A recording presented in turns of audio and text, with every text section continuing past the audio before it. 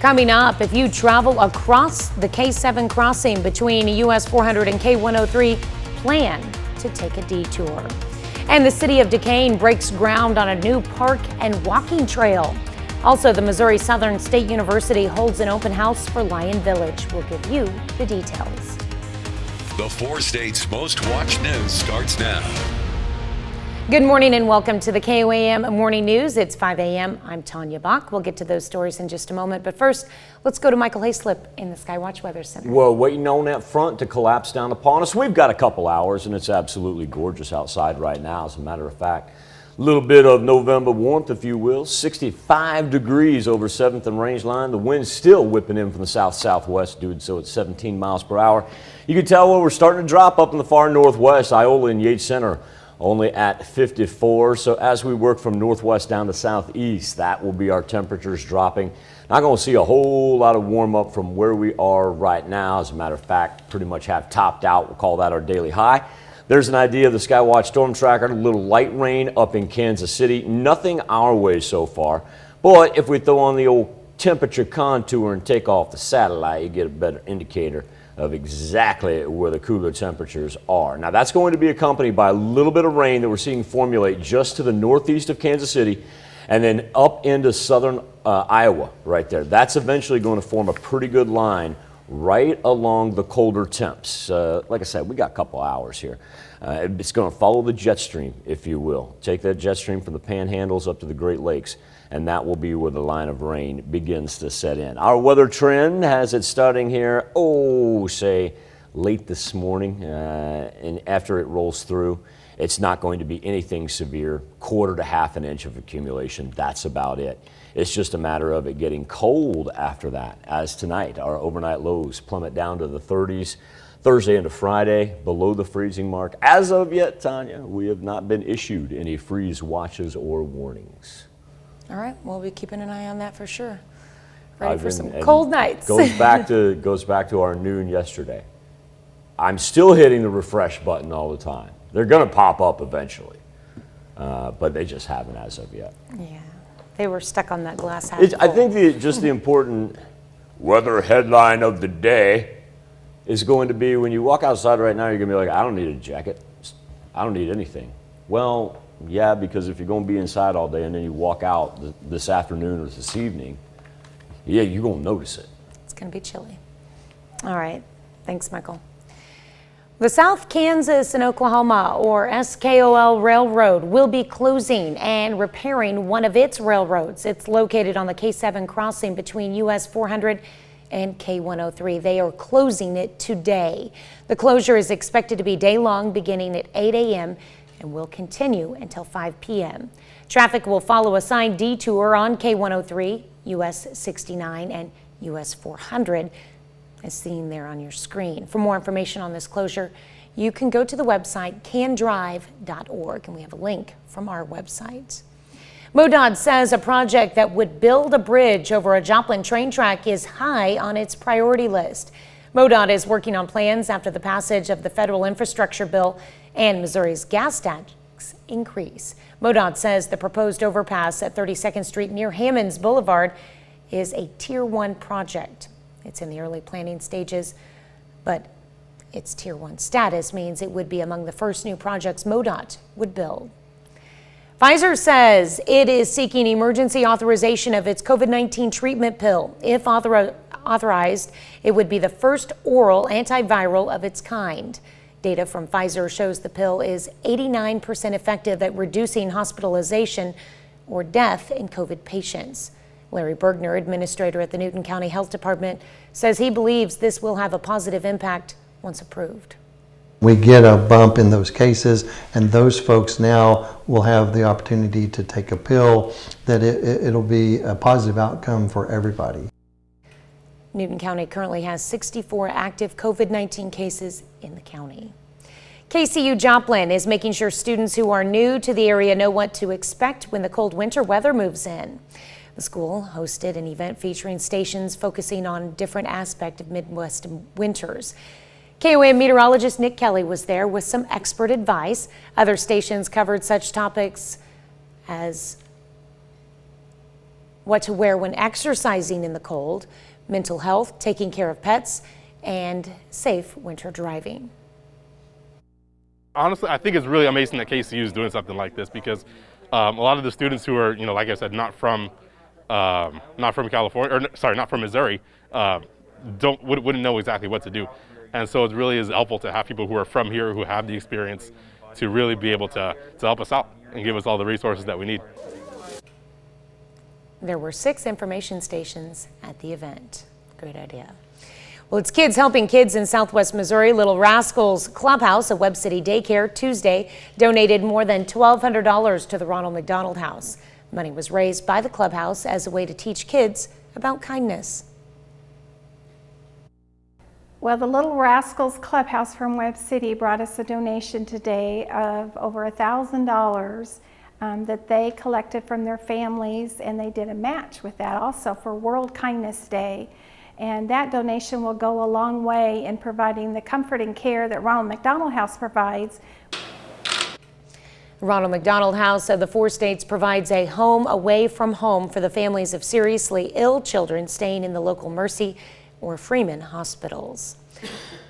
This is Daisy. She is a mannequin covered in beads, but the beads are not just for decoration.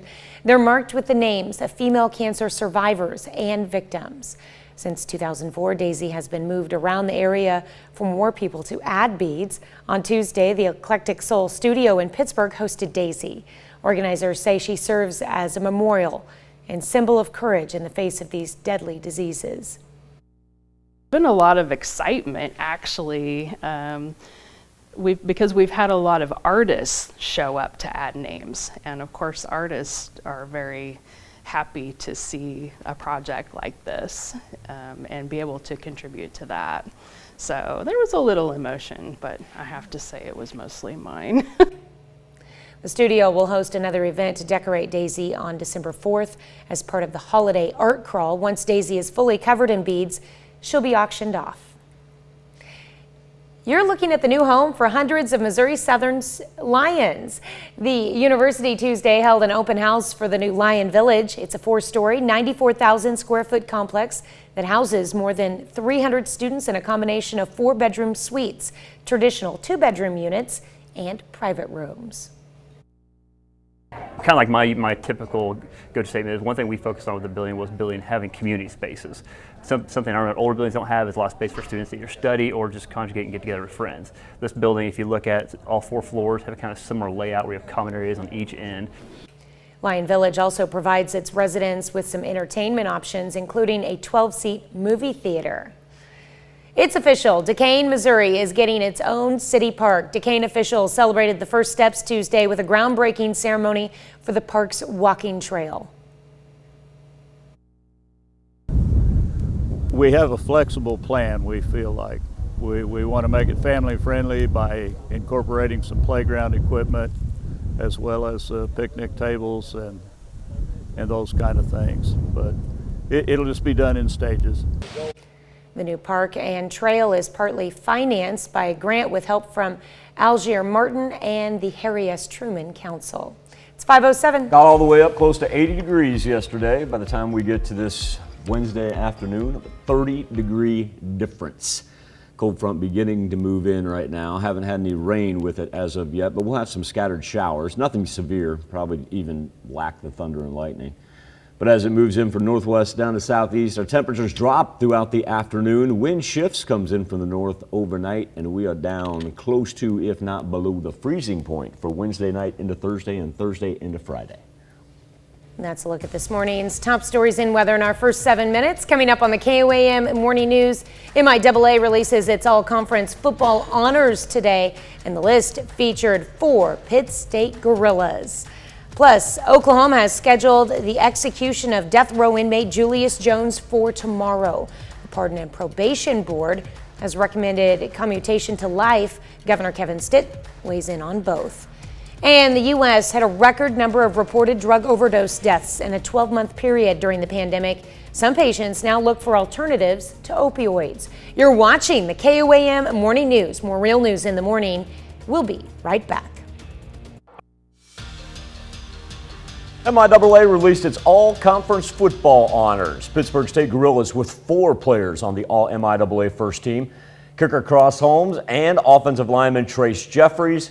They are also first teamers. The other 2 first teamers are on defense. Linebacker PJ Sarwinski, all MIAA for the first team for PSU, led the Gorillas with 84 tackles, 3.5 sacks, and an interception.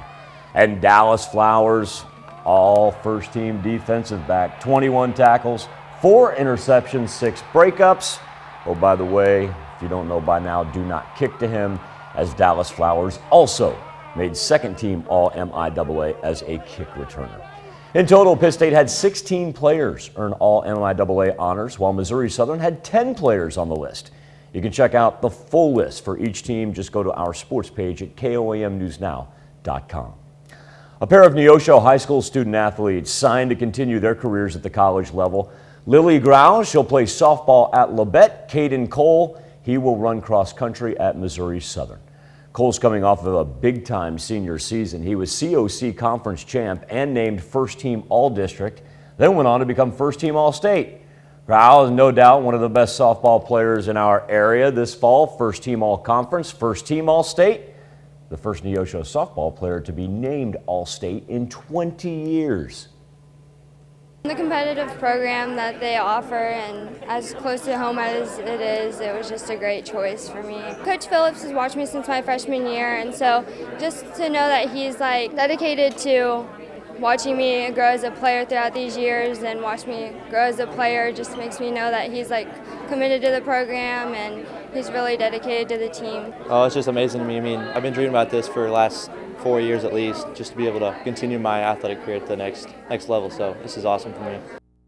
Congratulations to both Lily and Caden. I've had a chance to see Lily play up close and in person. She is really something else.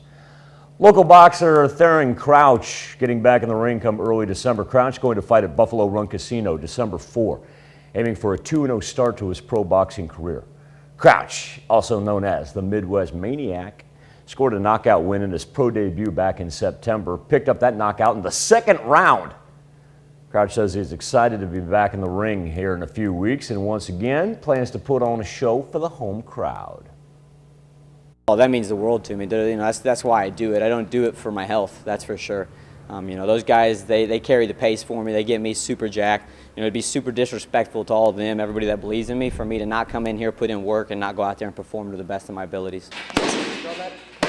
I want a quick, easy night in the office. I want to get done, go see my friends, stay safe. I wish him safety, but at the end of the night, if I don't do it to him, he's going to do it to me, so I'm going to do it first.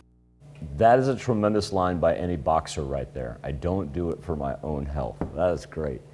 All right, opening night of the MIAA postseason volleyball tournament. Pittsburgh State Gorillas making it in as the 6th seed after winning 9 conference games during the regular season. Gorillas on the road in the quarterfinals to face 3rd-seeded Washburn, and it's the Ichabods taking care of business in the first 2 sets. Set point in the third, Hope White comes up with the kill. That will make it 24-18. Sparks a bit of a rally as Washburn hits this one out. That brings the Gorillas within 5. Kate Bandry then slams it down. She's only a freshman, remember. She finished the night with 7 kills. Meg Otten and Janae Thurston, they led with 8 kills, but Pitt State, and the final serve would fall into the net as Washburn wins it 25-20. It's the Ichabods advancing to the semifinals as the Gorillas wrap up the year with a 15-14 overall record. Still to come on the KOAM Morning News, a COVID outbreak inside one nursing home. It's led to 8 deaths and also a whole lot of questions. And a check on our 7-day forecast from the KOAM Morning News returns. Well, we know this cold front, it's a-coming. It's going to take a little bit to get here, but we're already seeing temperatures drop in the northern portion of the 4 states, and pretty much we've topped out for the day. We're not really going to increase on the thermometer that much at all. Live look over 7th and Rangeline, where it's a very comfortable 65 degrees. Winds still whipping in from the south at 17 miles per hour. But top left-hand portion, you see Iola and Yates Center that have slipped down to 54. And you can certainly tell by the color contour that the colder temperatures are moving from northwest down to southeast. Still, as far as our 24-hour temperature change, anywhere from, say 6 to 15 degrees warmer than what we had yesterday. And at the very bottom, remember that, if you were with us yesterday, we had this little cool bubble that was hanging over Miami and Grove. It kind of spread to Anderson too, but Grove is 22 degrees warmer right now than what it was yesterday. Here's the rain that we're going to focus on. It's still up by Kansas City, hasn't hit any of our highlighted counties. And then I'll take off that satellite coverage here to get a better look at it. You see it beginning to formulate there in northern Missouri up through Iowa. That'll be the band that rolls through, but our accumulation numbers going to be quite slight. And once again, it'll form right there along the jet stream as the front continues to move down, bookended by those low pressure L's. And luckily, we're not looking at anything severe, so that'll be nice. Just more so, make sure you bundle up. Scattered showers ahead of the cold front, and then overnight. While we start off cloudy, we're going to clear out. And look at those temperatures dropping all the way down close to the freezing mark. And then we got another chilly one ahead of us for Thursday night into Friday. Daily highs will slowly rebound, but then, after Saturday throwing up that 60, we kind of settle in there to a normal November pattern with highs in the 50s. Time to turn our attention now to the KOAM News Now Facebook page, our morning Insta poll. A man on death row in Oklahoma is scheduled to be executed on Thursday, but Governor Kevin Stitt reconsidering a recommendation from the Pardon and Parole Board to commute that sentence to life in prison.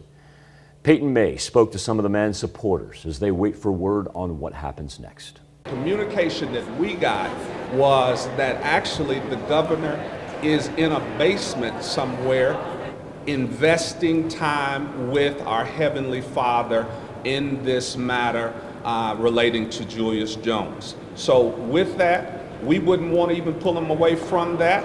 The Jones family and supporters say they understand how difficult of a decision it is for the governor. This decision is going to affect the state of Oklahoma and all over our nation. And so this is one man at this particular time. Julius' life is down to 2 days in the hand of one man. Jones was convicted of killing Paul Howell more than 20 years ago. The Howell family had the opportunity to meet with the governor to tell their story. And while the Jones family would have liked to meet with Stitt, they instead are going to pray with him. Our plan is to be in close proximity with the governor. As he prays, we pray. As he goes, we go. Jones's sister Antoinette is still in pain waiting. I can say that I'm hurt because my brother is currently on death watch. But the news that Stitt is using prayer to make his decision has also brought hope. It was very uplifting. It was very encouraging. I know I feel better when I get ready to walk down these steps than I felt coming up these steps. Our question for you this morning are your thoughts on the death penalty. Of course, there's two ways to connect to us each and every morning for our morning Insta poll. You can either connect to us via Facebook, KOAM News Now. You can also go directly to the poll, koamnewsnow.com/vote. Get your results a little later in the show. Healthwatch is next.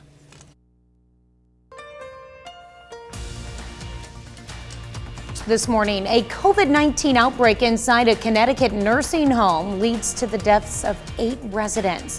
A total of 89 residents and employees tested positive for the virus, and all but 2 were vaccinated. Elise Preston reports. COVID-19 swept through Gear Village Nursing and Rehabilitation Center in North Canaan, Connecticut, taking the lives of 8 residents over the last 6 weeks.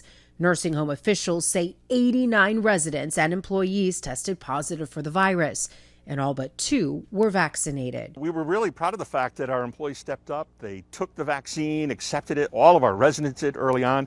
We thought we were ahead of this. Nursing home officials say the residents who died had serious underlying health issues. They suspect an asymptomatic employee brought in the virus despite regular COVID testing. But they believe the biggest factor was waning vaccination effectiveness for residents who got their shots months ago. I think it speaks to the importance of getting the vaccine, and then when you're eligible, getting the booster. Administrator Kevin O'Connell says it's a cautionary tale. The facility was in the process of scheduling booster shots when the infection started. Booster shots are now available to any eligible adult here in New York City. That's also the case in California, Colorado, and New Mexico, actions that defy current CDC guidance. But those local and state officials say their citizens are at high risk. At the same time, other states are trying to find ways to get around federal vaccine rules. Idaho's legislature reconvened weeks before its regularly scheduled session, and lawmakers introduced about 36 bills dealing with COVID-19 vaccine and mask mandates. In Texas, the Attorney General has filed a motion for a temporary restraining order against federal vaccine requirements. And South Carolina's Attorney General filed a suit to stop vaccine requirements for healthcare workers. Elise Preston, CBS News, New York. Oklahoma is one of several states joining the South Carolina lawsuit. During the pandemic, the U.S. hit a record number of reported drug overdose deaths in a 12-month period. The CDC says opioids accounted for most of those deaths, but some are now choosing opioid alternatives after surgery. It's a crisis. More drug overdose deaths than ever. That may be causing many to rethink using opioids for pain control. It's incumbent upon us as patients to say, you know what? Not me. Andrea Herr witnessed firsthand the toll opioid addiction can take. That's why she chose other painkillers after gallbladder surgery in March. I've witnessed people lose their jobs, lose their marriages, and their life. Her procedure was done at Orlando Health. The Florida hospital has been giving patients over-the-counter pain medicine after surgery. Their combined effect many times is just as good or even stronger than opioids alone. Surgeon Luke Elm says a combination of acetaminophen, ibuprofen, and muscle relaxers after surgery provides pain relief without the risk of addiction or side effects. If we give them an adequate alternative, properly educate them on the risks of opioids, and really make a concerted effort, we can really start to hopefully turn off the spigot that is the opioid crisis. Herr says she didn't even end up using a muscle relaxer. I managed my pain with Tylenol and ibuprofen. I knew I had surgery, but I was not suffering. Provisional data released last month from the CDC shows between March of 2020 to March of 2021, there were more than 96,000 overdose deaths, an increase of nearly 30%. That's a look at one of today's top health stories. You're watching the KOAM Morning News. Coming up, if you travel across the K7 crossing between US 400 and K103, plan to take a detour. The city of Duquesne breaks ground on a new park and walking trail. Also, the Missouri Southern State University holds an open house for Lion Village. We'll give you the details. The 4 states' most watched news starts now. Good morning and welcome to the KOAM Morning News. It's 5:30. I'm Tanya Bach. We'll get to those stories in just a moment, but first, let's go to Michael Hayslip in the Skywatch Weather Center. Windy and warm on a Wednesday as the cold front already beginning to make its way into our far northwestern reaches. By the time it's all said and done, though, we're going to have temperatures that are going to drop into the 50s by this afternoon, almost a 30-degree difference from where we topped out yesterday. Joplin, 7th and Rangeline, 65 degrees, wind still whipping in at 17 miles per hour. And you can tell up to the very top left-hand portion where we see the color contour begin to creep, Iola and Yates Center, 10 degrees cooler than what we're seeing in the central and southeastern portion of the 4 states. 65 still in Miami and Lamar, and throw Neosho in there. So that line will slowly creep from northwest down to southeast. It's not in any hurry. You're going to need a jacket later on today. Still have the majority of the wind down to the south, but you'll notice too, right where we see the front begin to work in, while it's not as windy, the arrows are shifting. It's going to come in straight north throughout the day, all the way through the nighttime hours. Has been a tad bit cloudy, rains remaining up to the north, still waiting on that line to form right along the front as it progresses. So haven't had any precipitation action, but as we do, it'll eventually stretch from about the panhandles up to the Great Lakes. Not looking at anything severe. Our accumulation numbers, half an inch, that's about it. Probably won't even pick up any thunder and lightning. Weather trend though, look at how we just go down. It's close to the freezing mark as you probably can, and we'll see some sub-freezing temperatures, especially for the northern portion of the 4 states later tonight, and that's because that cloud cover moves off along with the front. So as we continue to drop down, cooler daytime highs for Thursday and Friday. Sunny skies though, but only in the 50s compared to topping out at 79, which is what we hit yesterday at Joplin Regional Airport. All right, well, we keep saying it, winter's coming. That was delightful It'll yesterday. get here eventually. Had windows open, doors open. It was great. Yeah, definitely nice weather. Beautiful. Time tonight, it's going to be turn that furnace back on. Right. All right, thanks, Michael. Well, the South Kansas and Oklahoma, or SKOL Railroad, will be closing and repairing one of its railroads. It's located on the K7 crossing between US 400 and K103, and they're closing it today. The closure is expected to be day-long, beginning at 8 a.m. and will continue until 5 p.m. Traffic will follow a signed detour on K103, US 69, and US 400, as seen there on your screen. For more information on this closure, you can go to www.candrive.org or find a link to that website from ours.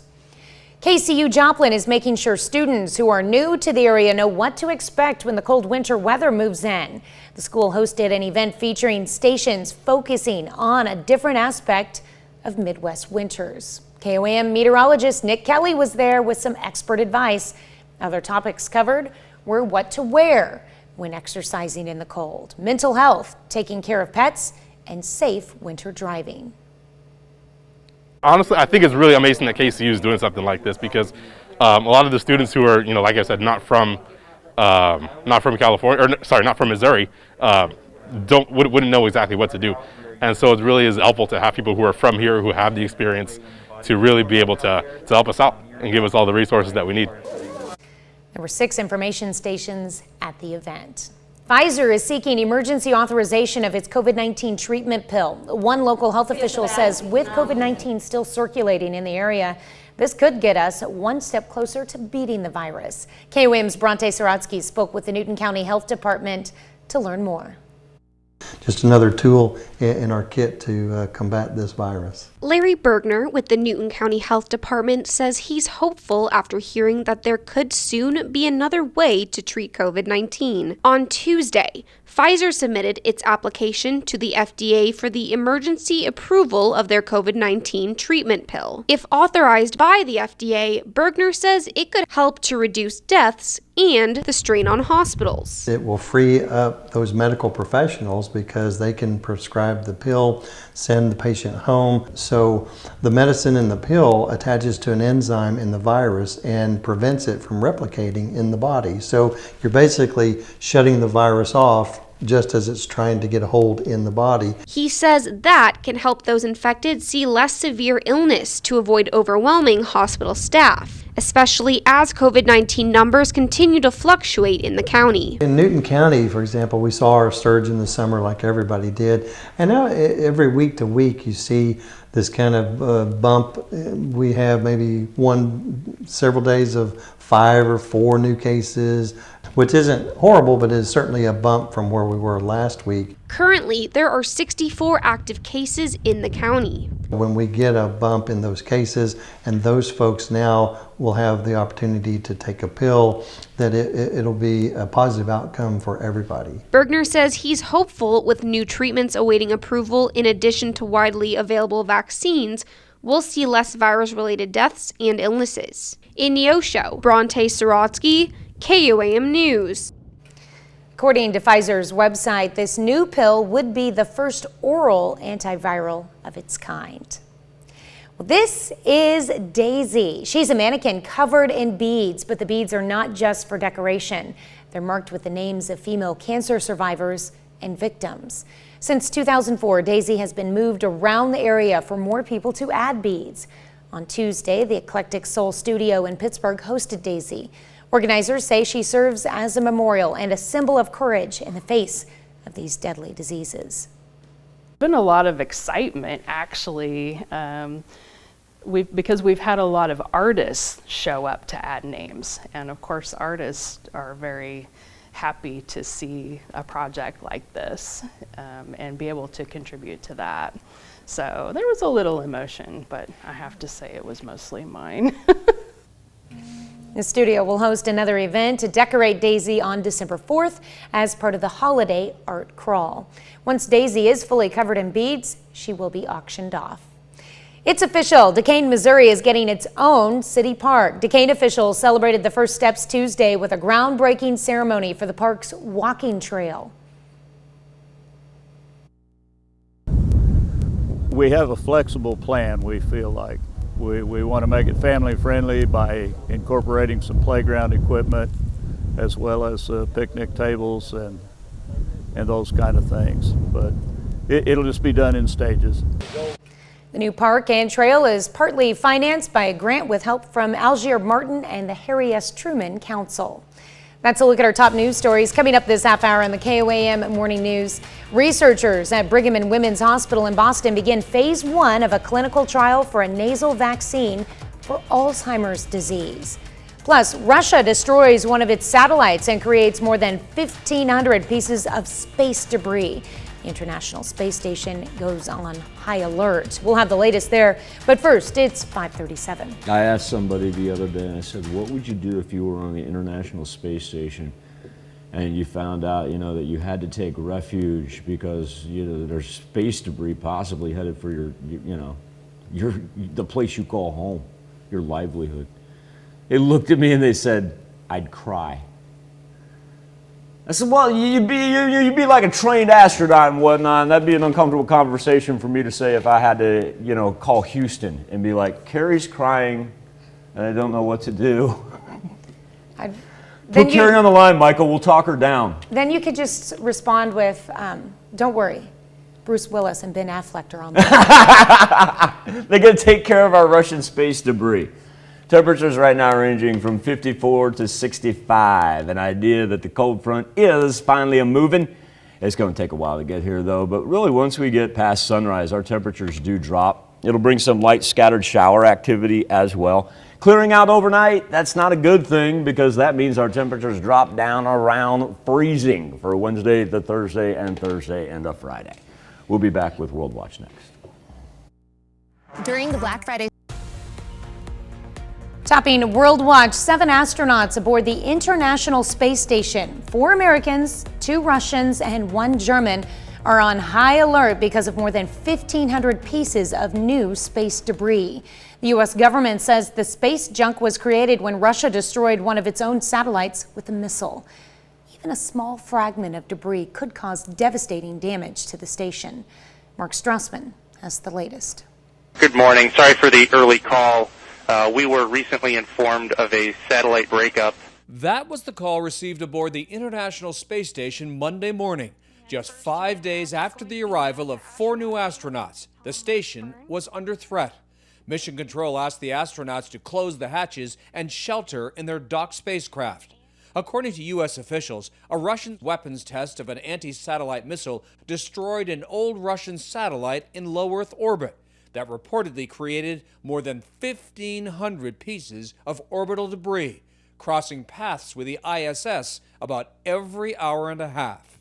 Roughly 20,000 pieces of space debris are monitored by U.S. Space Command, most of it moving at speeds above 17,000 miles per hour. At that speed, a collision can be catastrophic. On Tuesday, State Department spokesman Ned Price slammed the Russian test, calling it reckless and dangerous. With these 1,500 pieces of trackable orbital debris, poses a risk not only to those astronauts, not only to those cosmonauts, but to satellites, to the interests of all nations. Mission Control says the ISS will remain on alert for the next few days. Mark Strassman, CBS News, Atlanta. That's a look at some of your biggest headlines from around the world. Let's toss it over to Michael for something to talk about. Thank you, Tanya. This morning on the KOAM News Now Facebook page and our morning Insta poll, death row. Julius Jones awaits his fate on Oklahoma's death row. Jones's supporters have staged protests outside of Governor Kevin Stitt's office as Oklahoma's Pardon and Parole Board recommends the governor commute Jones's sentence to life in prison. Jones is scheduled to be executed tomorrow. Supporters of the death penalty say the sentence is an effective deterrent to crime, amongst other arguments, while its opponents claim the sentence does not, in fact, deter criminals. Our question to you, put simply enough, is how do you feel about the death penalty right now? 67% of you say you support it, 33% against it. Great engagement already this morning. 2 ways to connect via our Facebook page or go to komnewsnow.com/vote. We'll continually update our results throughout the course of the show. We'll be back with the news you need to know before you head out the door right after this. Here's a check of today's top headlines, the news you need to know before you head out the door. This is Daisy. She's a mannequin covered in beads, but the beads are not just for decoration. They're marked with the names of female cancer survivors and victims. Since 2004, Daisy has been moved around the area for more people to add beads. On Tuesday, the Eclectic Soul Studio in Pittsburgh hosted Daisy. Organizers say she serves as a memorial and symbol of courage in the face of these deadly diseases. You're looking at the new home for hundreds of Missouri Southern Lions. The university yesterday held an open house for the new Lion Village. It's a 4-story, 94,000 square foot complex that houses more than 300 students in a combination of 4-bedroom suites, traditional 2-bedroom units, and private rooms.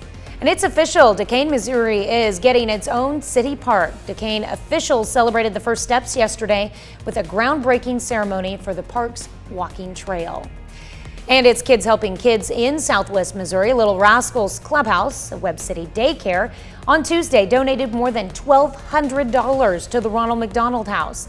Money was raised by the clubhouse as a way to teach kids about kindness. That's a check of today's top headlines, the news you need to know before you head out the door. Such a great name for a daycare, Little Rascals Clubhouse. I love that. 65 degrees at 7th and Rangeline right now in Joplin. It is actually warm for this time of year when you step outside, but we're beginning to see the front creep slowly in from the northwest. 54 and 56 in Yates Center and Iola. Compare that to a whole bunch of mid-60s that we have in the central down to the south, whether it be Joplin, Miami, or Anderson. As the wind tracker shows you, the arrows shifting in that same portion where we're seeing the cooler temperatures. And while it's blustery from the south for most of us, tell you what, that north wind beginning to pick up as it slowly creeps in. Now, it's going to take a while. Still, our temperature change from where we sit right now compared to where we were yesterday, we're looking at 20-degree difference down there in Grove. So one of those things where you walk outside right now, you go, I don't need a jacket, I'm good. Yeah, you're going to want one by the time you get home. Cloud cover, but underneath the cloud cover, not a whole lot of precipitation building as of yet. Kind of two bands that we're going to follow. This one from Kansas City up to Iowa, it really hasn't formulated and come together yet. And then we've got another one that's sitting up here right along the Iowa-Nebraska state line because everything is going to drop down and head our way. Any rain that we do see, it's going to be light scattered. We are not looking at anything severe. And so it gives you an idea right there where we're starting to see the rain right along the jet stream arrows and bookended there by the low pressure system. And the afternoon planner, we just keep on going down on the mercury to the point where we'll be into the low 50s, high 40s here for this evening. And while we got some cloud cover overnight, well, we kind of lose our cloud cover. And what that's going to do after the rain goes through, watch everything just drop down here. And that means temperatures are going to be down to, if not below, the freezing point. And then nationally speaking, watch how far this thing penetrates once it takes off. We're talking about pushing all the way into the deep southern portion of the United States. Overnight lows from Wednesday, Thursday, Friday, down below the freezing point. Have not had any freeze watches or warnings as of yet. And of course, as those pop up, we got the latest for you on the Skywatch Weather app. Participants in a clinical trial in Boston are helping test a new nasal Alzheimer's vaccine. Brigham and Women's Hospital is conducting the research. It's testing whether the vaccine can prevent or slow the disease and whether it's safe. Mary Saldana reports the product could change the lives of millions of people.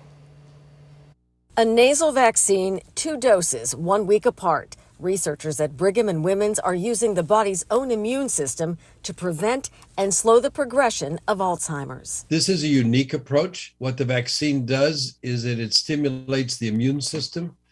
Cells in the immune system then go into the brain and clear out the substances that are causing damage. Dr. Howard Weiner says the first human trial gets underway next month with 16 participants ages 60 to 85 with early symptomatic Alzheimer's. 20 years of research has led to this moment. My dream is, and ultimately this vaccine we're developing, you get a test when you're 50 years old. If you're at risk, you could be given this to prevent Alzheimer's from happening. But stalling the disease is just as critical for people like Joe Monmany. This Plymouth husband and father was diagnosed with early onset Alzheimer's 4 years ago at the age of 54. Getting an extra year or 2 years from a drug that may slow down the progression of the disease is phenomenal. And while we know Alzheimer's impacts 6 million Americans, that number is likely much higher. We believe that disease process begins 15, even 20 years prior to the onset of symptoms. So the numbers of people who are predisposed for Alzheimer's and dementia is much larger than that 6 million. This is phase 1 of the clinical trials for the vaccine. We'll be right back with another look at your forecast. Pretty stagnant so far. We've seen a little dip out to the northwest. It's quite pleasant when you walk outside, but you don't want a coat because after sunrise our temperatures go down. That cold front's going to move in, bring us some scattered rain, and we're only sitting around 50 degrees here by the time we get ready for the evening ride home. And one of those things where remind the kids too, overnight we're down to freezing point.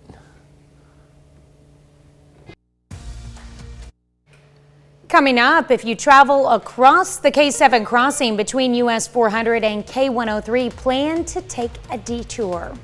The city of Duquesne breaks ground on a new park and walking trail. Also, the Missouri Southern State University holds an open house for Lion Village. We'll give you the details. The 4 states' most watched news starts now. Good morning and welcome to the KOAM Morning News at 6 a.m. I'm Tanya Bach. We'll get to those stories in just a moment, but first let's go to Michael Hayslip in the Skywatch Weather Center. Nice mild morning. We sit back and we're waiting on the cold front to arrive because our temperatures throughout the course of the day are actually going to go down post sunrise, not up. Current conditions over 7th and Rangeline at the 6 o'clock hour, 63 degrees. So we've seen a 2-degree drop since we started the show. We haven't seen anything massive. We've seen Chanut's now down 2 degrees, Joplin down 2 degrees, Pittsburgh down 1 degree. This thing's not one of those where we lose 30 degrees in the span of an hour. Nothing like that. It'll be a little slow burn, but a good indicator is also to our wind arrows as we see the northerly shift in the northwest section, top left-hand portion of your screen. And that's an indicator that the front is going to drop down on us. Haven't seen a whole lot of rain associated with it as of yet. Kind of 2 bands we're waiting on to form. That one that runs from Kansas City, and then you see little speckles. I'm going to lose the satellite coverage there. See little speckles there throughout northern Missouri up to Iowa. And then we got another one from Nebraska into western Iowa, but it hasn't really affected us as of yet. What it will do is it's going to follow right there. It'll form right along the highest winds of the jet stream. So it'll be scattered at 1/4 to 1/2 inch is all it's going to be.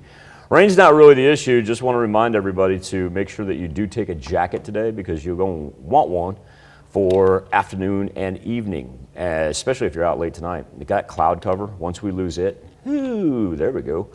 Throw some 30s up there. You know what? Let's do that back-to-back nights. Now, Thursday's going to be sunny. But once again, because it's going to be so clear, it's going to be the overnight that is really going to bite us. Yeah, those temperatures are going to be chilly.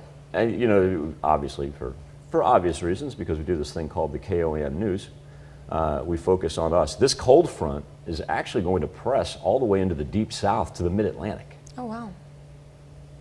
Rather impressive.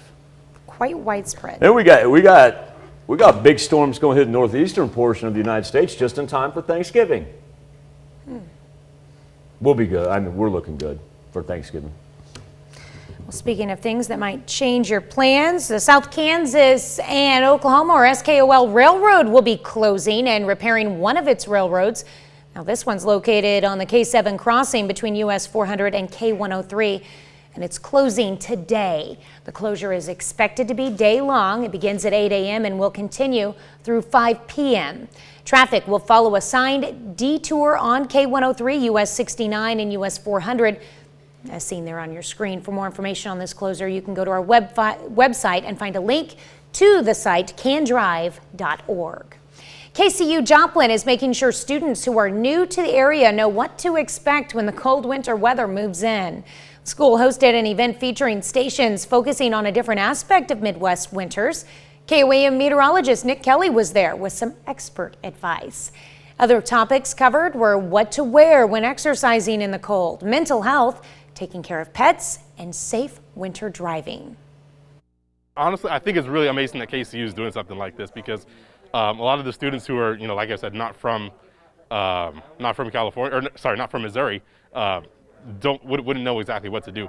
And so it really is helpful to have people who are from here, who have the experience, to really be able to help us out and give us all the resources that we need.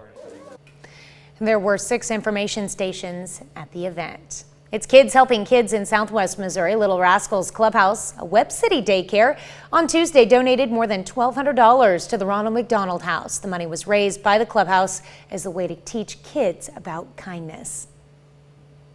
Well, the Little Rascals Clubhouse from Webb City brought us a donation today of over $1,000 that they collected from their families, and they did a match with that also for World Kindness Day. And that donation will go a long way in providing the comfort and care that Ronald McDonald House provides. Ronald McDonald House of the 4 states provides a home away from home for the families of seriously ill children staying in the local Mercy or Freeman hospitals. This is Daisy. She's a mannequin covered in beads, but the beads are not just for decoration. They're marked with the names of female cancer survivors and victims. Since 2004, Daisy has been moved around the area for more people to add beads. And on Tuesday, the Eclectic Soul Studio in Pittsburgh hosted Daisy. Organizers say she serves as a memorial and a symbol of courage in the face of these deadly diseases. Been a lot of excitement, actually, because we've had a lot of artists show up to add names. And of course, artists are very happy to see a project like this and be able to contribute to that. So there was a little emotion, but I have to say it was mostly mine. The studio will host another event to decorate Daisy on December 4th as part of the holiday art crawl. Once Daisy is fully covered in beads, she'll be auctioned off. It's official. Duquesne, Missouri is getting its own city park. Duquesne officials celebrated the first steps yesterday with a groundbreaking ceremony for the park's walking trail. We have a flexible plan, we feel like. We want to make it family friendly by incorporating some playground equipment as well as picnic tables and those kind of things. But it'll just be done in stages. The new park and trail is partly financed by a grant with help from Algier Martin and the Harry S. Truman Council. An independent study suggests a proposed reservoir site in Newton County, Missouri is not suitable. In 2019, Missouri American Water announced they had selected a site in Newton County for a proposed reservoir. MAW hired engineering firms to conduct studies of the site, which are still ongoing, but so far have determined the site would be suitable for the reservoir.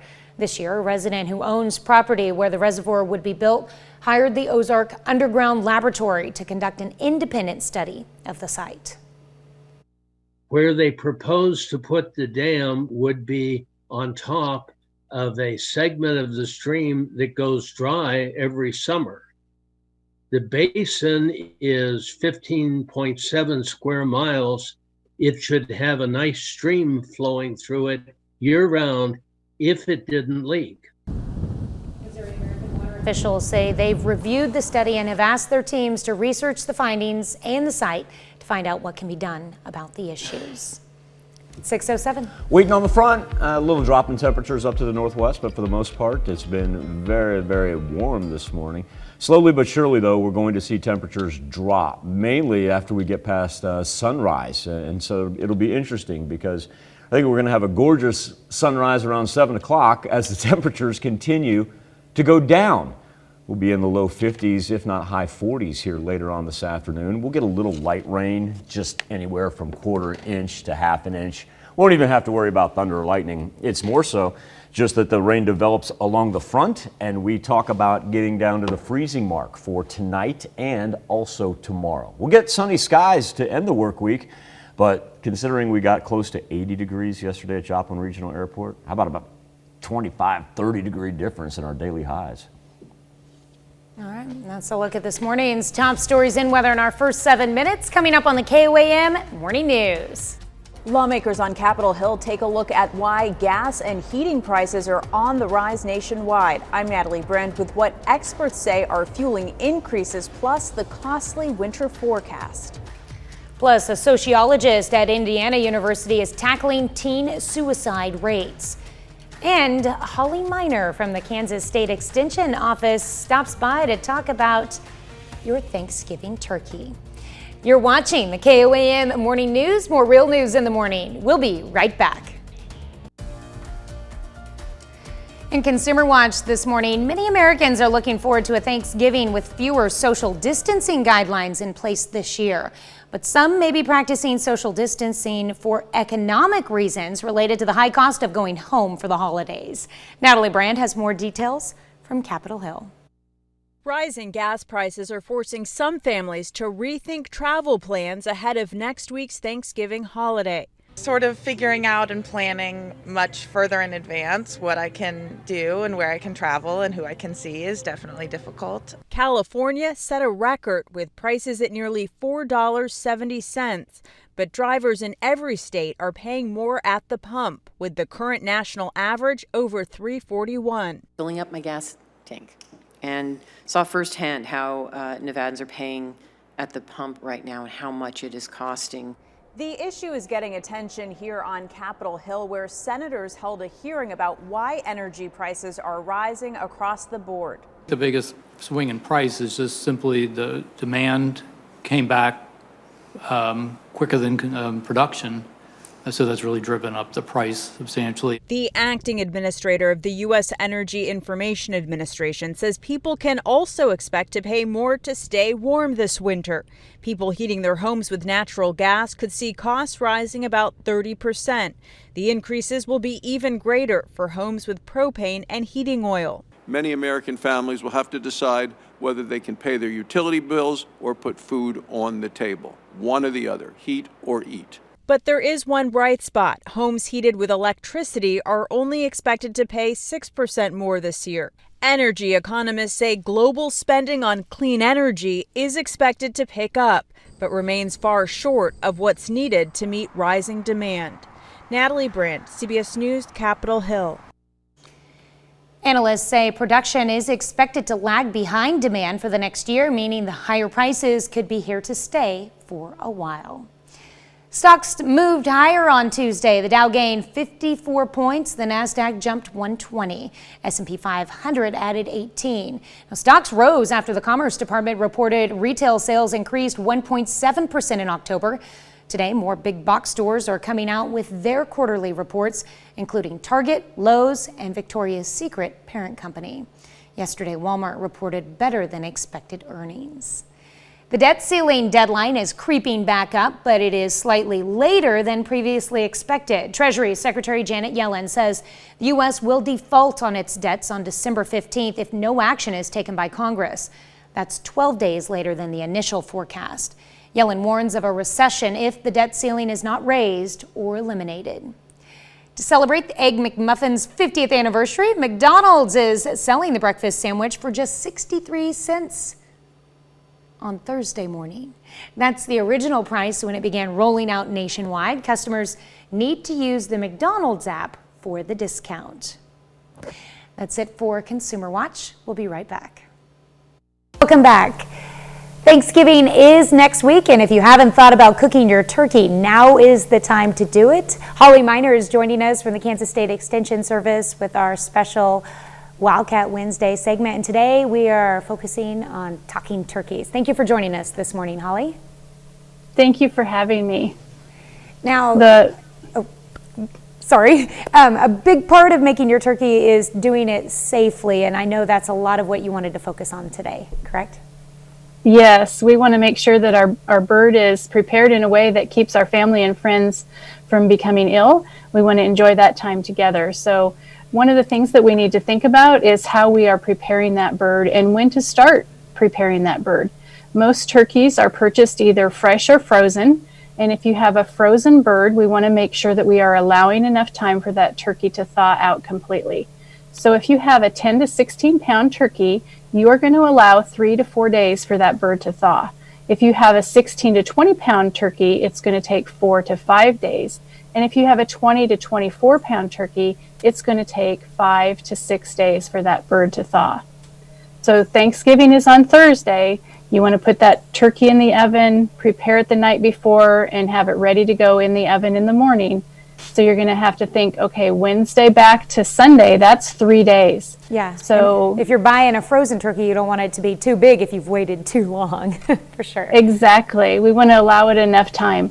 So if you don't allow it enough time, say that you're giving that bird a little bit later and you don't have enough time to let it thaw in the refrigerator, which is where we thaw our turkey at, is in the refrigerator.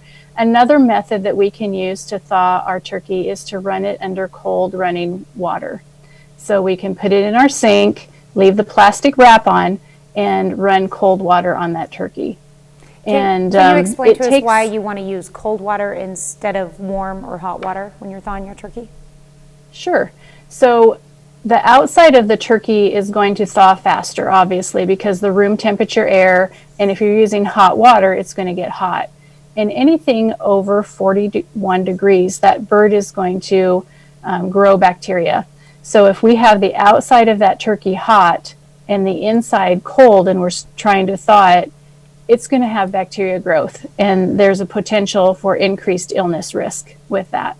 So we want to use cold water to thaw our bird, keep it cold, and we're still thawing it out, but it's a little bit faster than just leaving it in the refrigerator. All right. Well, that's a very good point, Holly. Okay, so once you have your turkey thawed out, is it recommended to wash it before you bake it? No, we don't need to wash our turkey or any meat when we are preparing it. The best way to prepare it is to go ahead and get it ready. Put it in your oven bag. If you're using an oven bag, set it in your roaster. Have everything ready. Put it back in the refrigerator the night before, and then put it in your roasting pan or put it in your oven the next morning. And the baking process or the cooking process will kill that bacteria or anything that might be on that bird. All right. A lot of people like to cook their stuffing inside their turkey. Is there a safe way to do that, or is that something you should avoid? It is really recommended that you cook your stuffing in a separate casserole dish, and that way you can check the temperature to make sure it's cooked to the correct internal temperature. Inside the turkey, it's not as easy to do that, and there's more of a risk for the stuffing not being completely cooked as thoroughly as it should be. Okay, so obviously we've covered a lot of information this morning, Holly. Is there a place that we can go to find more resources, or if we have questions the day we're actually cooking the turkey? Yes, so there is a website from the USDA, and it is called Ask Nancy, and Nancy has all of your answers to all of your turkey questions. And the Kansas State Research and Extension also has a website, the Rapid Response Center, that is available with information on cooking your turkey and different methods of using to cook your turkey. All right, well, thank you so much for joining us this morning. I hope your turkey turns out well. I hope my turkey turns out well, and that everyone has a wonderful holiday next week. Thank you. All right, we'll be right back. Topping Healthwatch this morning, the pandemic has put a spotlight on mental health, especially for teenagers. One Indiana University, or IU sociologist, is working to give schools more answers on how to prevent teen suicide as the issue continues to grow. Eric Graves dug into the research being done and the gaps people are rushing to fill. Talking to teenagers is ground zero. Indiana University sociologist Anna Moeller is working on research to build a blueprint for how schools can help students dealing with mental health issues. This has absolutely never been done before. She and her team are working with students, counselors, and principals at 12 schools in Colorado where youth suicide has become a growing problem. Together, we've sort of identified what we need to do in order to help schools build the best mental health safety nets they can. Recently, Moeller and her team got a game-changing $1.2 million NIH grant to help their research. We're just thrilled to kind of have more staff, have more resources. Work that is seen as urgent and much needed by local Lawrence North High School counselor Connie Sievertson. What we need is that framework to make sure that we all speak the same language, we all understand the needs. Moeller says part of her research is pulling together successful programs different schools are already doing. Just like kind of harvesting and borrowing and disseminating information. Sievertson says at Lawrence North High School they already have several programs, but none more affectionate than Nugget. She's amazing. We've seen her do things that just blow our mind. Nugget is an emotional support dog who's worked at Lawrence North since January. Backed by research, petting dogs amazingly releases serotonin. Good job, Nug. Nugget does provide adorable assistance, but Moeller and Sievertson both know there's still a long way to go, all while schools across the country continue to lose students to suicide. When you get out there into schools, you really feel how painful this is. Mueller hopes once her research is done, a plan can be spread to schools across the country and teach them the basics of how to help students. From there, she says schools can build on the plans and find out what works best for them. Moderate drinking of coffee and tea may help lower a person's risk of stroke and dementia. Chinese researchers studied more than 365,000 healthy older people and found those who drank a couple cups of coffee, a few cups of tea, or a combination of 4 to 6 cups of both daily had the lowest incidence. A stable routine has helped people maintain a good mood during the pandemic, according to researchers in Poland. They found exercise, regular sleep hours, engaging in hobbies, and spending less time in front of the computer were beneficial. Researchers also found that checking social media and news about the pandemic brought on negative feelings, including sadness and fear. Many caregivers of childhood cancer survivors are hesitant to get children vaccinated for COVID-19. In a survey of 130 caregivers published in Pediatric Blood and Cancer, nearly 30% expressed hesitancy to vaccinate their children with a history of cancer. Researchers say pediatric oncology teams should talk to families to discuss the risk and benefits of getting the vaccine. That's a look at some of today's top health stories. You're watching the KOAM Morning News. Beautiful shot outside of Television City right here. The clouds moving at a pretty good clip as they're working from south to north, but it is absolutely gorgeous, and it's actually a tad bit warm, as we've yet to pick up any rain as far as our highlighted counties go. We see a little scattering up there just on the east side of Kansas City. We're just kind of sitting back waiting for the cold front. We're seeing temperatures drop. Yates Center barely hanging on to the 50s. We still are looking at mid-60s in the central and southeastern portion, but everybody has taken a dip since the beginning of the show. Not a considerable one. It's not one of those that's going to fly through very quickly, but we'll be down to the 50s here by the noon hour, and then overnight after the scattered rain, we're also talking about temperatures closing in on the freezing mark, not only for tonight but also Thursday night as well. Coming up, if you travel across the K7 crossing between US 400 and K103, plan to take a detour. And the city of Duquesne breaks ground on a new park and walking trail. Also, the Missouri Southern State University holds an open house for Lion Village. We'll give you the details. The 4 states' most watched news starts now. Good morning and welcome to the KOAM Morning News. It is 6:30. I'm Tanya Bach. We'll get to those stories in just a moment, but first, let's go to Michael Hayslip in the Skywatch Weather Center. I have decided that when you talk about the railroad crossing henceforth, because every time you say it with such authority, I want you to be a radio DJ, and I want you to act like the name of the road is actually a radio station. And I want you to go K103. Sure. Tomorrow's classics today, K103. Okay, I'm working on it. We're workshopping. We'll figure it out. Just wanted to see if you're going to play along. Live shot outside of Television City. There we are with the clouds moving at a real good clip. This is a shot that I took earlier. Give you an idea from our parking lot there at ground level. Just thought that was absolutely gorgeous. And the reason I wanted to get outside and take that picture is because I don't like cold weather. And the next couple of mornings, it's going to be cold. It certainly isn't right now. Joplin sits at 63 degrees. The wind finally dying down just a little bit, down to 11 miles per hour. But up to the northwest, we're now seeing Yates Center and Iola that have taken 3 to 4 degree drops. Chanute and Neodesha, that's the dividing line of the jet stream. It'll be up next. And then slowly but surely from the central down to the southeastern portion of the 4 states as the wind arrows continue to shift in that direction like dominoes falling. That is where the cold will set in. Haven't seen a whole lot of precipitation with the front as of yet. And here's what I can illustrate here with our wind particles, and we'll take off the satellite. That's that dividing line where you see the green and the blue indicating the harder the winds of the jet stream, and that's where we'll see that rain develop. It's right there, right where the blue and the green are. We're starting to see it just to the southeast of Kansas City. But when we do talk about the rain, we're not talking about anything severe. We're talking about scattered November showers. More importantly, where are we going temperature-wise? We're going down to the point where the evening clouds, after they push off along with the front, will be close to the freezing mark tonight and then below the freezing mark for Thursday night. There you go. It's going to get cold and we'll be ready for it. Ooh. I'm not ready for it. No. No, I'm not either. I'm just trying to mentally tell myself I am. Words of wisdom were already passed along to me this morning. Life finds a way. I did just watch Jurassic World. Where life did find a way. That's good. That's good. All right, thanks, Michael.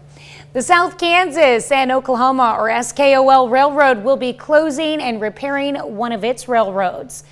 Here you go, Michael. It's located on the K7 crossing between US 400 and K103. They're closing it today.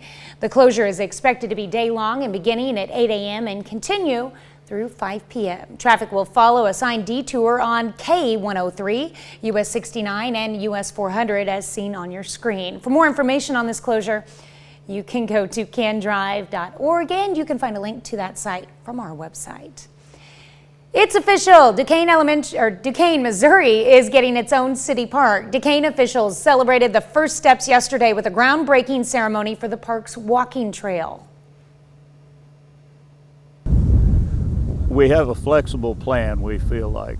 We want to make it family friendly by incorporating some playground equipment as well as picnic tables and those kind of things. But it'll just be done in stages. The new park and trail is partly financed by a grant with help from Algier Martin and the Harry S. Truman Council. Well, you're looking at the new home for hundreds of Missouri's Southern Lions. The university yesterday held an open house for the new Lion Village. It's a 4-story, 94,000 square foot complex that houses more than 300 students in a combination of 4-bedroom suites, traditional 2-bedroom units, and private rooms. My typical go-to statement is one thing we focused on with the building was having community spaces. Something I remember older buildings don't have is a lot of space for students to either study or just conjugate and get together with friends. This building, if you look at all 4 floors, have a kind of similar layout where you have common areas on each end. Lion Village also provides its residents with some entertainment options, including a 12-seat movie theater. Can't beat that. In 2019, Missouri American Water announced plans for a new reservoir in Newton County, and now an independent study says it won't work. KOAM's Chris Warner has more on that study, American Water's reaction, and the reason for the reservoir. Tom Ailey is the president of the Ozark Underground Laboratory based in Taney County. He's also the senior hydrogeologist with the firm and has been doing studies like this one for more than 50 years. He was hired by a private resident whose property is part of the future reservoir. Ailey says the site proposed by Missouri American Water is unsuitable. Where they propose to put the dam would be on top of a segment of the stream that goes dry every summer. The basin is 15.7 square miles. It should have a nice stream flowing through it year-round if it didn't leak. Leakage from the site is Ailey's biggest concern. And one of the big problems with leakage in cave areas is you can't find the localized holes through which all the water runs. And our flow rate measurements demonstrate there are many such holes. Ailey says MAW would be best not to proceed with the reservoir. My concern is this will be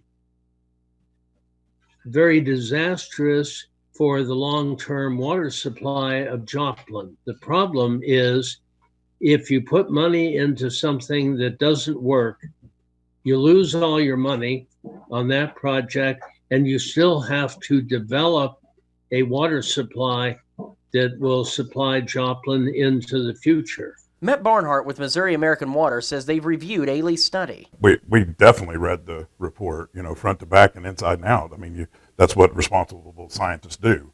And in that, we've also taken the time to expand those items. That, in turn, has led them to get with their own teams and have them review the data and conduct additional research into the site. We haven't seen anything that would stop the reservoir. We have seen things that will cost extra additional monies to fix and to rectify. Barnhart says getting it right is key. This is a significant investment made into the future for the Joplin and Joplin area. It has to be done right. There's not a second chance. Then there's the reason for the reservoir. It would add capacity for American Water's supply for the Joplin area, which is key due to a drought the area experienced in 1954. According to climatological records from the National Weather Service in Springfield, Joplin was upwards of 20 inches below average for rain that summer, set record highs nearly daily for 3 months, and in that time only received 3 inches of rain. It's that possibility of another drought in the future that has Barnhart concerned. If we had the drought of 1954, we would have weeks that we would not be able to produce water. In Joplin, Chris Warner, KOAM News. The current expected cost of the reservoir is around $300 million, but that could change depending on what site issues need to be addressed. That's a look at our top news stories coming up this half hour on the KOAM Morning News. Day 2 of deliberations in the Kyle Rittenhouse murder trial is expected to begin this morning. I'm Laura Podesta with what's happening in and around Kenosha, Wisconsin, as we wait for a verdict. Plus, we all have opinions on if death row should exist at all. We want to know how you feel about it. We let you weigh in, but first, it's 6:37. Still waiting on somebody to drop down to the 40s. It's going to happen in Yates Center first as the cold front begins to creep in. Take that jacket with you, because when you step outside right now, it's absolutely delightful. That'll change because we'll be down to the 50s by the noon hour. We'll be back with Nation Watch next. Topping Nation Watch this morning, Day 2 is set to begin for jury deliberations in the Kyle Rittenhouse trial. Wisconsin jurors were dismissed late Tuesday after more than 8 hours poring over the arguments and evidence. They did ask the judge for extra copies of their instructions as they weigh 5 charges against Rittenhouse. CBS News' Laura Podesta has the latest. People demonstrating for and against a guilty verdict for Kyle Rittenhouse are gathering outside a Wisconsin courthouse awaiting a verdict in his trial. Some 500 National Guard troops are on standby in the Kenosha area. You're still at work and will be tomorrow. A jury is set to begin a second day of deliberations today. The panel includes 7 women and 5 men, all white except for one person. Rittenhouse is facing 5 felony charges for killing 2 men and seriously wounding another at a protest in Wisconsin last year. If convicted of the most serious charges, he could face life in prison. Ladies and gentlemen, other people in this community have shot somebody 7 times, and it's been found to be okay. And my client did it 4 times in 3/4 of a second to protect his life. Rittenhouse's attorneys are claiming self-defense. Over 8 days of testimony, prosecutors tried to portray him as an instigator with an AR-15 style weapon. The prosecution in its closing argument was very strong on the issue of provocation, because if Kyle Rittenhouse is the initial aggressor, he loses the privilege of self-defense. Wisconsin Governor Tony Evers tweeted a request for calm as the jury deliberates. Regardless of the outcome in this case, I urge peace in Kenosha and across our state. Laura Podesta, CBS News. In an unusual move, Kyle Rittenhouse himself randomly selected the jury to decide his fate. He reached into a raffle drum and drew numbered slips to determine which of the 18 jurors would deliberate and which would be dismissed as alternates. The judge said for 20 years he's allowed defendants to do this rather than a court clerk. That's a look at today's top national stories. Let's check back in with Michael for our Something to Talk About. Thank you, Tanya. This morning on the KOM News Now Facebook page and our morning Insta poll, we're discussing death row. Julius Jones awaits his fate on Oklahoma's death row, and his supporters have staged protests outside of Governor Kevin Stitt's office. Oklahoma's Pardon and Parole Board has recommended the governor commute Jones's sentence to life in prison. He's scheduled to be executed tomorrow. Supporters of the death penalty say the sentence an effective deterrent to crime amongst other arguments, while its opponents claim the sentence does not in fact deter criminals. Our question for you this morning, simply put, support the death penalty or oppose it? Right now, 74% of you say that you do support the death penalty. Great engagement this morning. And 2 ways to connect to us each and every morning. Number 1, KOAM News Now Facebook page, or if you'd like to go directly to the poll, koamnewsnow.com/vote. We'll be back with our 4 state heroes, birthdays, and anniversaries right after this.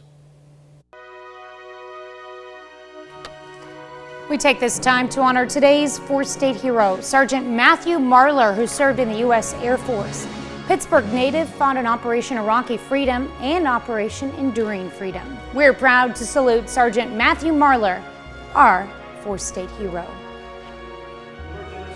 With Rowan Ratcliffe celebrating her 6th birthday. Love that bow, Miss Rowan. Have a marvelous, marvelous day, kiddo. All right, and Garrett McRoberts turning 12 years old this year. Garrett is in Neodesha. Happy birthday. In Pittsburgh, Brinley Harrison. She is celebrating her 12th birthday. Miss Brinley, a very happy birthday to you. And Charlie Gideon, birthday wishes going out to you from Mom, Dad, and Emma, turning 15 years old this year in Cherokee. All right, we've got Lexi Bridges, who is celebrating her 18th birthday. Lexi, this comes with love from Dad and Mimi as Lexi celebrates in Miami. All right. In Girard, Jade Beering is turning 19 years old this year. Happy birthday, Jade. Now, before I pass on this note to Holly Fritter, so Holly's turning 36. Marvelous picture right there. Happy trails from the family. It makes sense now that they're on horses. Well, no, I know, but it also, too, it sounds like the family's just being like, they're watching Holly ride off into the sunset. She's just turning 36. Might give a right arm to go back to 36 right now. Happy birthday, Holly. I love that picture. Happy birthday, and happy 40th birthday going out to, oops, we skipped one. That's John Pack. Okay. He's turning 66. He'd probably like me to say happy 40th. Happy 66th to John Pack. Uh-oh. Maybe we can go see John for lunch. Look at where he's at. Look at where he's at. John's in Thayer. So John, if you want to go celebrate at Big Ed's, you let Tanya and I know. We'll be there for lunchtime or supper. Do they do breakfast? I don't know. Hey, we keep throwing out that show up offer. Early in the. Nobody's taken a stab and actually extending that offer to us. You know that, Michael. John may. We'll just keep trying. John may. Never know. Who's up next? Bill Houston celebrating his 74th birthday. Mr. Houston, a very happy birthday to you. He is celebrating in Girard. All right. And Nikki Oliver in Joplin, happy birthday to you. Happy 93rd birthday going out to Raymond Houston, who's in Parsons, Kansas. Hey, Peggy Strickland. Go ahead. Peggy Strickland in Oswego. And we have one more that I think we skipped over. You know, that's just my ADD when it kicks in. And I'm like, oh, hey, it's Peggy Strickland's birthday. Happy birthday, Peggy. Yep. I haven't seen Peggy in a long time. Also, too, it is not Shirley Thompson's birthday any longer. No. I'm still awaiting a picture from her grandiose son. I do believe it is Jared Ludwig's 40th birthday, though. So if we missed your birthday, so sorry. Yeah, we'll get Jared on. We'll figure it out. We'll get Jared on. We'll figure it out. Because we had multiple people in that picture, too. He's on my list. We just don't have a picture. Well, and I mean, some people are afraid of their 40th birthday. Like some people are like, I don't want to get to 40. Is it the wrong day? Well, I mean, I guess they want to get to 40, but you know what I'm saying? They're like, oh man.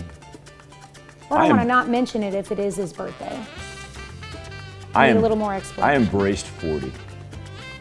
Poor Tanya, she's carrying on a conversation with somebody else, and I'm just over here talking to her. I'm only getting half responses from the control room, so yeah. Jared Ludden, get the Tanya. Is it actually? I just want to know. Is it actually his birthday and we didn't get his picture, and we can apologize and say we're going to have it tomorrow? That's Here's what I can tell you.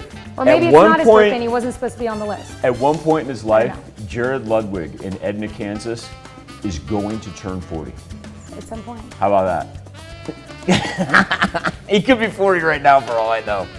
That's where you can send them into, birthdays at KOAMTV.com. You can also go to our website, KOAMNewsNow.com. Here's Tanya Bach with a very important birthday announcement. That's right. You can be a part of the KOAM Birthday Club by going to our website and signing up. And once you do, you'll get special deals from local businesses. Go to KOAMNewsNow.com and sign up for the KOAM Birthday Club today. Here's a check of today's top headlines, the news you need to know before you head out the door. This is Daisy. She's a mannequin covered in beads, but the beads are not just for decoration. They're marked with the names of female cancer survivors and victims. Since 2004, Daisy has been moved around the area for more people to add beads. On Tuesday, the Eclectic Soul Studio in Pittsburgh hosted Daisy. Organizers say she serves as a memorial and symbol of courage in the face of these deadly diseases. Well, you're looking at the new home for hundreds of Missouri's Southern Lions. The university yesterday held an open house for the new Lion Village. It's a 4-story, 94,000 square foot complex that houses more than 300 students in a combination of 4-bedroom suites, traditional 2-bedroom units, and private rooms. And it's official, Duquesne, Missouri is getting its own city park. Duquesne officials celebrated the first steps yesterday with a groundbreaking ceremony for the park's walking trail. And it's Kids Helping Kids in Southwest Missouri. Little Rascals Clubhouse, a Webb City daycare, on Tuesday donated more than $1,200 to the Ronald McDonald House. The money was raised by the clubhouse as a way to teach kids about kindness. That's a check of today's top headlines, the news you need to know before you head out the door. All right, there we go. We finally got a 40 on the board. It appears in Yates Center, now dropping down to 48. Iola clinging to it at 50. So the front has officially hit our counties. Temperatures will continue to drop throughout the day. We've already hit our daily high in your community.